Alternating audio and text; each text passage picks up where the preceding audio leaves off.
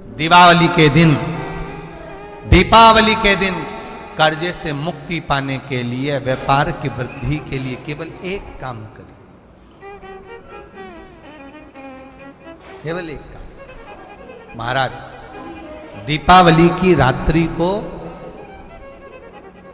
ठीक 11:30 से 12:30 के बीच में, मध्य बिंदु रात्रि को,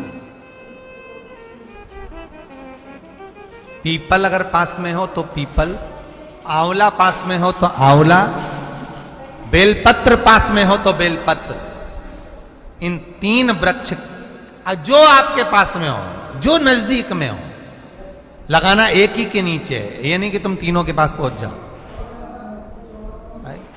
लगाना एक ही वृक्ष के नीचे। 3 दीप अलग अलग, एक लक्ष्मी के लिए, गणेश जी के लिए, सरस्वती के लिए। 3 दीप घी के,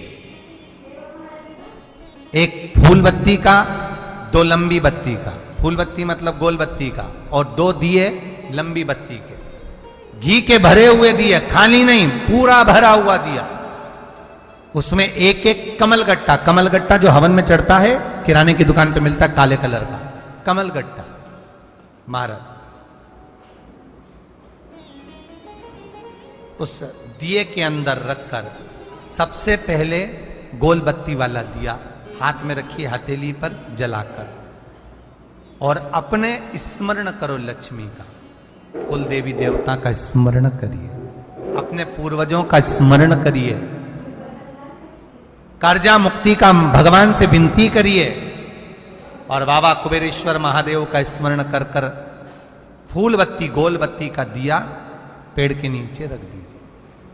दूसरा दिया जला हुआ उठाइए, उसकी बत्ती अपनी ओर हो, उसको उठाकर फिर अपने कुल देवी देवता का स्मरण करिए, पूर्वजों का स्मरण करिए, जिस भाव से दिया लगाने आए हो वो भाव को व्यक्त करिए, और दिए की बत्ती पेड़ की साइड कर कर रख दीजिए। तीसरा दिया उठाइए, अपने मन की कामना कर कर, जिसका कर्जा चुकाना है, व्यापार वृद्धि के लिए, संपदा के लिए विनय करिए, और उस दिए को जब उठाओ तो उसका मुख उधर का होना चाहिए, बोलते समय, स्मरण करते समय। जब नीचे रखोगे तब दिए का मुख अपनी ओर होना चाहिए।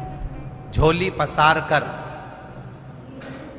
वृक्ष के नीचे प्रणाम करिए, नमन करिए, और झोली को वापस अपनी ओर गिरा लीजिए, घर चले जाइए, पलट कर मत देखिए, सीधे घर प्रवेश करो, और घर में जाकर अपने लक्ष्मी की जो पूजन करी है वहां प्रणाम कर लो साहब। 1 रुपया पूजन वाली जगह पर जहां लक्ष्मी की पूजन करी थी वहां 1 रुपया कोई रखा हो, कोई चांदी का सिक्का रखा हो, उसको उसी समय अलमारी में या तिजोरी में पटक दीजिए। जिंदगी में कभी संपदा की कमी नहीं आ सकती। कितना भी कर्जा होगा, माता लक्ष्मी, गणेश और सरस्वती, भगवान कुबेरेश्वर महादेव साल भर के अंदर ऐसा व्यापार खींचेंगे कि तेरा कर्जा चुक जाएगा, दूसरी बार तुझे पर कर्जा होगा ही नहीं। माता लक्ष्मी का पूजन करते हो दीपावली पर, ऐसा कोई घर नहीं, सनातन धर्म में ऐसा कोई घर नहीं जहां माता लक्ष्मी का पूजन नहीं होता दीपावली पर। जब आप मां लक्ष्मी का पूजन करोगे, माता लक्ष्मी की जब पूजन करो, जैसी आपके यहां पूजन होती है, जैसे आपके पूर्वज करते आए, जैसे आपके घर के ब्राह्मण देवता, जैसे आपके नगर के ब्राह्मण देवता जिस भाव से पूजन कराते हो, ब्राह्मण पूजन कराने आते हो तो ठीक, ना आते हो तो आपके घर में आप स्वयं जैसे माता लक्ष्मी का पूजन करते हो वैसे करो। पर 2 दिन जो आपने धनतेरस पर जो सिक्का रखा है थाली में, वैसा की वैसा ही सिक्का आपने रूप 14 के दिन थाली में रखा है, वही की वही थाली दीपावली के दिन भी पूजन में, जैसी आप पूजन जमाते हो वैसे की वैसे ही जमाओ, जैसे करते हो वैसे की वैसे ही करो। पर साथ में वो पूजन की थाली एक पाटे पर लाल वस्त्र बिछाकर, चौक पूर कर, बड़े प्रेम से अन्न का दाना रखकर वो थाली वापिस रखिए। और दीपावली के दिन भी वैसी की वैसे ही पूजन करना है। आप अपनी पूजन जैसे करते हो वैसा करो, पर साथ में वही कंकु, चावल, रोली, मोली, हल्दी सब चढ़ाकर भगवान को बड़े प्रेम से जो सिक्के रखे हैं उन सिक्कों की पूजन वैसी की वैसी करना है जो 2 दिन से आप करते आ। बस इतना याद रखें कि दीपावली के दिन जो आप लक्ष्मी का पूजन करें उसमें लक्ष्मी जी के सीधे हाथ की ओर घी का अखंड दीप, लंबी बत्ती का, और लक्ष्मी जी के उल्टे हाथ की तरफ तेल का, लंबी बाती का अखंड दीप जलाना। अखंड दीप माता लक्ष्मी का जला। लक्ष्मी जी के उल्टे हाथ पर काय का दिया आएगा? जम के बोलो, तेल का, लंबी बाती का, और सीधे हाथ पर काय का आएगा? घी का दिया। दोनों दीप अखंड जलाना है, जो रात्रि को जले सुबह तक वो जलते रहें, ऐसा दीप पर ध्यान देना है। और माता लक्ष्मी की पूजन कर कर जो सिक्के आपने रखे हैं उस पर 5 या 7 कमलगट्टे, हल्दी की गठान, अमरबेल के टुकड़े। पर इस पूजन में आपको हरी मूंग, खड़ी जो मूंग आती है हरी, उसको भी थोड़ा सा समर्पित करना है, और खड़ा धना और गुड़ की थोड़ी सी डली ये भी समर्पित करना। जो कमल का पुष्प हो, जो पुष्प आपके पास में हो लाल कलर का, वो माता लक्ष्मी को समर्पित करना है। चावल सफेद नहीं, पीले कलर कर भगवान माता लक्ष्मी को समर्पित करना है। हल्दी और कुंकु माता लक्ष्मी को समर्पित करना है, और माँ को भोग लगाकर बड़े प्रेम से माता की आरती कर कर, झोली पसार कर प्रणाम करना है। प्रणाम कर कर जब आप पूजन पूर्ण हो जाए, बड़े प्रेम से आनंद से आप लोग भोजन आदि सब करने के बाद में रात्रि का जो समय रहे, दीपावली की रात्रि का 11 बजे के बाद 11:30 से लेकर 12:30 के बीच में प्रयास करना कि किसी भी एक वृक्ष के नीचे, या तो पीपल या बेलपत्र या आंवला, किसी भी एक वृक्ष के नीचे रात्रि के समय पर जाकर एक दीप अवश्य लगाना घी का, और वापिस लौट कर आकर प्रयास करना कि कोई एक सिक्का, कोई भी 1 रुपया 2 रुपया, कोई भी घर में चारों तरफ घुमाने के बाद वो सिक्का अपनी अलमारी में, तिजोरी में या दुकान में जिसमें आप रख सकते हो उसको रखना। फिर अगले वर्ष आपसे बात करेंगे कि वो तिजोरी खाली तो नहीं हुई, बाबा ने भंडार भर कर रखा कि नहीं, उसने भरा कि ना भरा। प्रयास करें। लक्ष्मी पूजन का बस पूजन जैसे करते हो, आपके जैसे ब्राह्मण ने बता दिया, जैसे माता पिता ने बता दिया, जैसे पूर्वजों ने बता दिया, जैसे घर में करते आए हो वैसी की वैसी लक्ष्मी पूजन करो। ज्यादा ढोंग प्रपंच में नहीं पड़ना, किसी ने कहा ऐसा कर दो ना, किसी ने कहा वैसा कर दो ना। अपने आनंद के साथ आप लक्ष्मी की साधारण पूजन जैसे करते आए हो वैसे की वैसे करो। बस वो सिक्के की पूजन आपको 5 दिन तक करना है। तो दीपावली के दिन कौन सा दिन हो जाएगा? 3रा दिन पूर्ण हो जाएगा। फिर पड़वा के दिन का नियम, फिर दूज के दिन का नियम अभी अपन कथा में सुनेंगे। नियम से धारण कर कर माता लक्ष्मी का स्मरण करिए। याद करिए, कथा बीच में पहले भी कही, आज फिर स्मरण में आ रही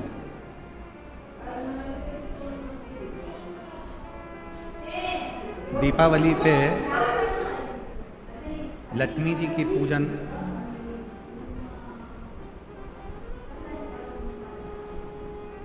किनके साथ होती है? भगवान विष्णु के साथ होती है क्या? जम के बोलो। किनके साथ होती है? अगर लक्ष्मी जी का फोटो देखोगे तो उस फोटो में एक साइड में सरस्वती मैया और दूसरी साइड में भगवान श्री गणपति जी, गणेश। बोलो बोलो, देखा है कि नहीं देखा है? जम के तो बोलो, देखा है सबने? एक साइड में माता सरस्वती जी हैं, दूसरी ओर गणपति। कभी विचार करा क्या भगवान माता लक्ष्मी का पूजन तो भगवान नारायण जी के साथ होना चाहिए, पर गणेश जी के साथ हो रहा है। लक्ष्मी जी का पूजन सरस्वती जी के साथ हो रहा है, इनका पूजन तो भगवान विष्णु जी के साथ होना चाहिए। कभी विचार करो, कभी सोचो। शिव महापुराण की कथा कहती है, एक बार भगवान विष्णु ने जब लक्ष्मी जी अपना गुणगान कर रही थी भगवान विष्णु के सामने, भगवान नारायण के सामने जब लक्ष्मी जी अपना गुणगान कर रही थी, तब भगवान नारायण के मुख से निकल गया था, लक्ष्मी को तो अपूर्ण है।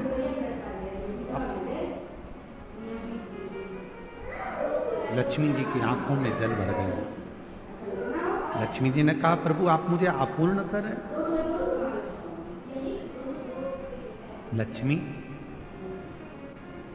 तो किसी के यहां पर कितनी भी चली जाए परंतु उसकी तृप्ति पूर्ण नहीं होती।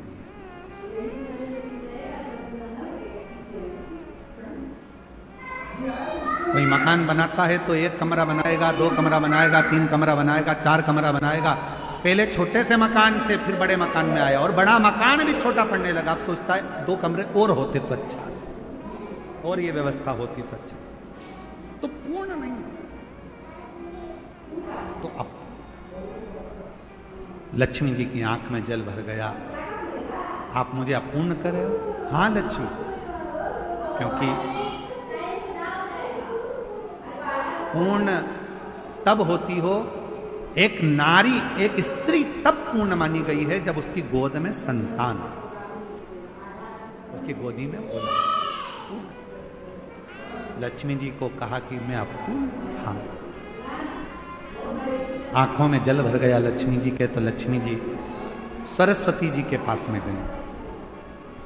इसलिए दीपावली पर माता सरस्वती की पूजन भी लक्ष्मी के साथ। माता सरस्वती जी ने पूछा लक्ष्मी क्यों रो रही है? क्या हो गया जो इतना रो रही हो? आंख में आंसू भरा है तुम्हारा, जल बह रहा है तुम्हारी आंखों से, हुआ क्या है? क्या हुआ तुमको? काहे के लिए रो रही हो? लक्ष्मी जी ने कहा आज मेरे पति ने मुझे अपूर्ण कहा।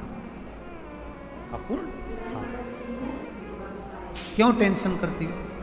चलो मैं आपको पार्वती जी के पास लेकर चलता हूं। सरस्वती मैया लक्ष्मी जी को पार्वती जी के पास ले गई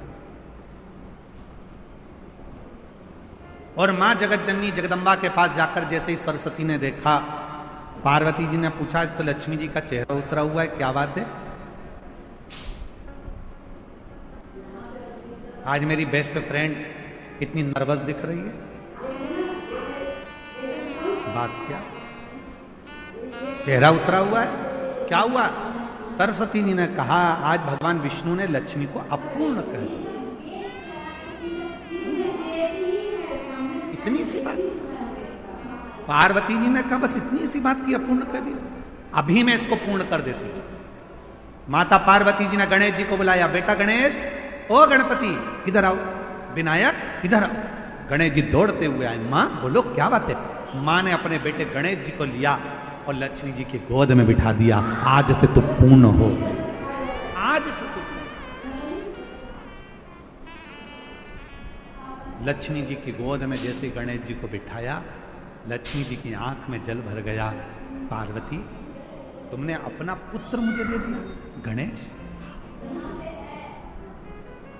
पार्वती जी ने कहा सुन लक्ष्मी, मृत्यु लोक में, संसार में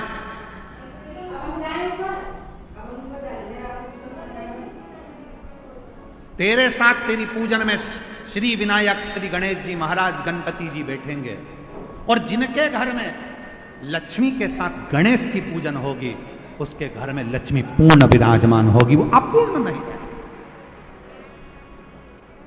अपूर्ण नहीं है। पार्वती जी ने अपने पुत्र गणेश जी को लक्ष्मी जी की गोद में दे दिया और लक्ष्मी, इसलिए दीपावली पर आपने जब भी देखा होगा फोटो लक्ष्मी जी का, इधर सरस्वती जी हैं, इधर गणेश जी हैं, बीच में लक्ष्मी जी बैठी हैं। बिना गणेश जी के लक्ष्मी जी का कहीं पूजन होता ही नहीं है, क्योंकि लक्ष्मी को पूर्ण जब माना जाता है जब वो गणेश जी के साथ। आपके घर में चांदी की मूर्ति होगी तो भगवान गणेश लक्ष्मी की होगी, पीतल की मूर्ति होगी गणेश लक्ष्मी की होगी, आपके घर में कोई फोटो होगा गणेश लक्ष्मी सरस्वती का होगा। सरस्वती जी ने पार्वती जी से कहा था, इसलिए माता सरस्वती की भी पूजन होती है। गणेश जी गोदी में आए इसलिए लक्ष्मी जी के साथ गणेश जी की पूजन होती है। लक्ष्मी पूर्ण जब मानी जाती है जब उनकी पूजन श्री गणेश जी महाराज के साथ में होती है, तब लक्ष्मी को पूर्णता के साथ में हमारे घर में विराजमान माना जाता है। कई लोग आपसे पूछते होंगे, बच्चे भी पूछते हैं, क्यों मम्मी भगवान विष्णु के साथ लक्ष्मी की पूजन ना होकर गणेश जी के साथ हो रही है? तो बच्चों को बताना पड़ेगा कि गणेश जी के साथ लक्ष्मी की पूजन इसलिए होती है दीपावली पर क्योंकि वो पूर्ण हो जाती है। लक्ष्मी हमारे यहां से कभी जाती नहीं है, स्थिर हो जाती है।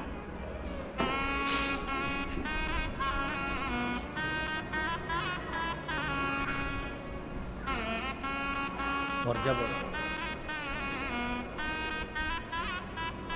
लक्ष्मी की पूर्णता भगवान श्री गणेश जी महाराज को पाकर गणेश लक्ष्मी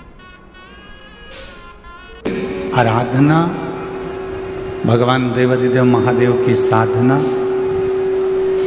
भगवान शंकर का भजन, भगवान शंकर का स्मरण बहुत जरूरी। शिव नाम बहुत जरूरी। पर वो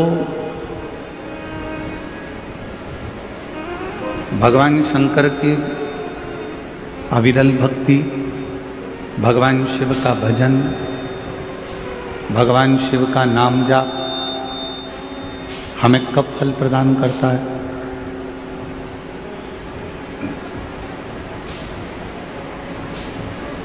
भगवान शिव की अविरल भक्ति हमें कब फल प्रदान करती है?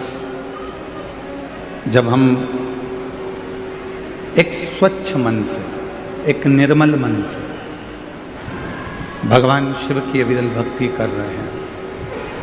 मालूम पड़े हमारे मन की पवित्रता ना हो, तन की पवित्रता तो हम कर ले। तन तो हमने साबुन से धो लिया, सर्फ लगा लिया, शैम्पू लगा लिया, तो शरीर की पवित्रता तो हो गई। पर शरीर की पवित्रता से ज्यादा जरूरी है इस आत्मा की, इस मन की पवित्रता, इस हृदय की पवित्रता।